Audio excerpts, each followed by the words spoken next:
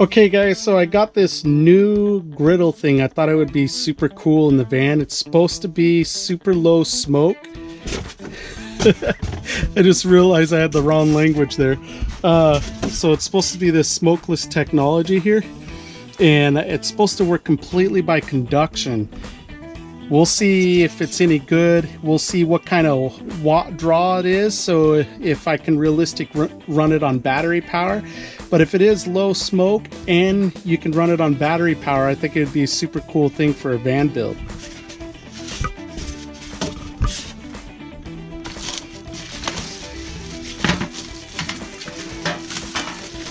It looks super simple. Well, I'm gonna set it up and try to grill up some steaks. Okay, so far this thing looks super simple. So it's just this plastic deal, a metal drip tray here, and then this induction deal sits in here like so, and we have a grill. Talk about easy. I mean, you could just set that up right on a table, even one of those like foldable tables if you're out at a campsite and you want to just cook up outside even. I'm sure that cooking like that would be a lot better than cooking with gas, because gas does something strange with the food instead of charcoal.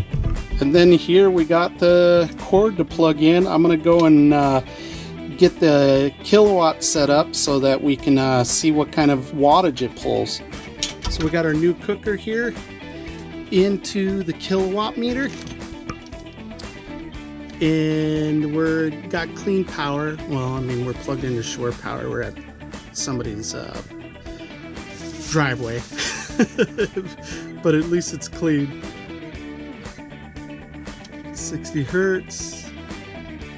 So it doesn't seem to be any kind of readable power periodization having this plugged in, so that's a real good thing when you're going to be trying to utilize it off of battery power. Timer for 1 minute. All right, let's turn it on watts.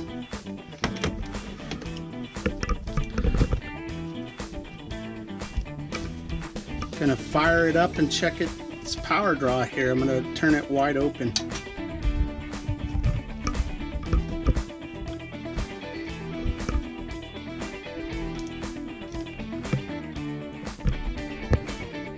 That really isn't bad. So that means it can run on the Kodiak. So I'll be trying it on the Kodiak here real soon. At 862, as long as that doesn't go up any significant amount, you know, just stays right around that 860 watts, you'll be able to utilize this cooker on a 1,000-watt inverter or better. So that's pretty nice. Seems to be like it's just going to hold stable there. So here we got a little diagram that tells us how long we should cook it and at what setting. Looks like my steaks are going to need to be on high for 10 to 15 minutes. There's some secondary tips here, so that's nice that it has that in this little manual for it, user manual. There's a bunch of safety tips as well, so I'm going to review those and discuss them later. Yeah, so the pan is fully on high, and that's, you know, all it's pulling. So it's not pulling any more than it was before.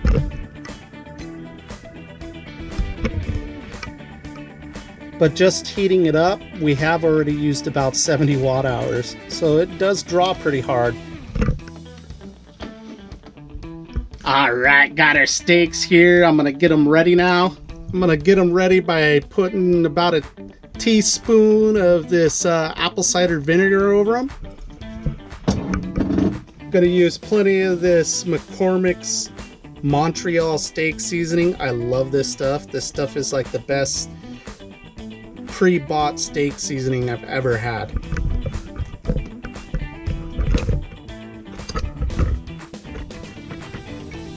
Time to get our McCormick's on there, and this makes it stick real well, so This is the side I'll put down on it. And that apple cider vinegar is good for us to have.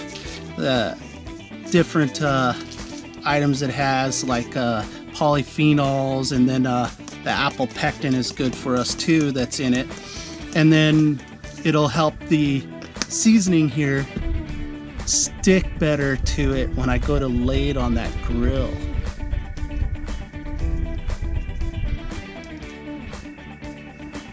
Okay, here we go. Let's get started. There's some smoke. I don't know if that's just because it's so hot. I'm going to turn the hood fan on. Actually, that's not much. That's really not much. I think I'm going to just leave it like that. And then I'm going to take some McCormick's here on this side, get it good on it.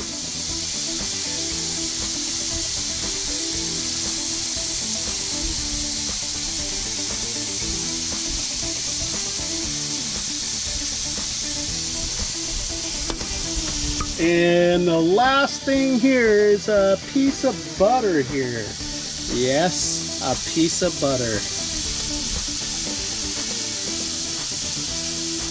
Ooh, that smells good. This is pretty amazing though. I mean, you can hear these steaks sizzling, but you don't see all the smoke rolling off of them. I did turn the fan on for a second, but I turned it back off because of how little smoke there really was. So we're rolling about 860 watts on here. So far we've had 170 watts drawn in 15 minutes. I'd say at least 10 of that was warming it up. I probably took a little too long, didn't need to do it this long, but that's where it's at. Still only about 860 watts, and we're 170 watt hours is what we've drawn so far in this cooking process. 180. So I like those nice grill marks and everything, so I turned it the other way. They slid around like a piece of cake. Look at this. Talk about no stick.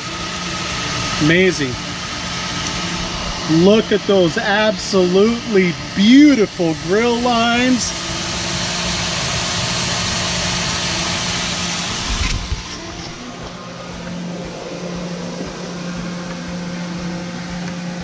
We've had it on for about 20 minutes now, I think. Yeah, we've had them on. Well, we've had the unit on for about 20 minutes now. We pulled 230 watts so far, and it's still holding the same wattage draw. Okay, this time when I go to slide them around, I'm going to show you how easy. I should have the grill lines. I'm going to just press real quick to make sure it got them in there.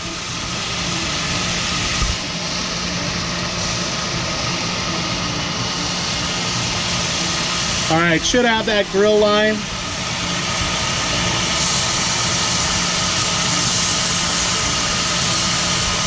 They just slide right around. I mean, this is pretty amazing.